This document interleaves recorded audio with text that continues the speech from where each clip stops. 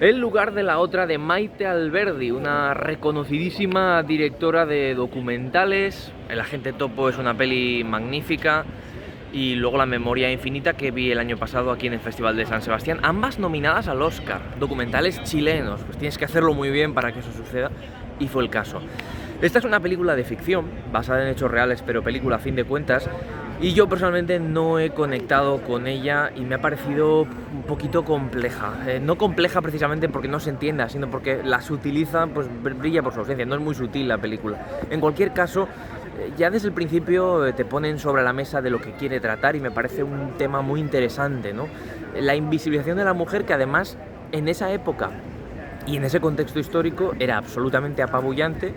Y sobre todo, pues tienes un par de escenas que, de verdad, desde el principio, los 5 primeros minutos de la peli, ya está claro de qué va a tratar la historia. Pero es que luego se mezcla con una historia de crimen, que a mí personalmente me parece un poquito complicado ese asunto, porque, bueno, pues vale, es una especie de inspiración. La historia de la protagonista me parece que está muy bien llevada. La protagonista está muy bien, Elisa Zulueta, y desde luego que de una manera, bueno, como muy tranquila, muy calmada. Ella ha dicho en la rueda de prensa que se dejó como con una energía bajísima para parecer prácticamente invisible, y lo consigue. Entonces está muy interesante que utilice un escape, que me parece, insisto, un tema fascinante de cómo se, entre comillas, hace pasar, no se hace pasar por otra persona, pero bueno, ocupa el lugar de otra persona que ha dejado un hueco. Pero ese asunto, el del hueco, el de la otra, no me ha gustado demasiado, me parece un poquito conflictivo el asunto, y no tengo muy claro que me haya gustado la mirada que le dan. No sé, es algo que no me ha producido buen gusto, sinceramente.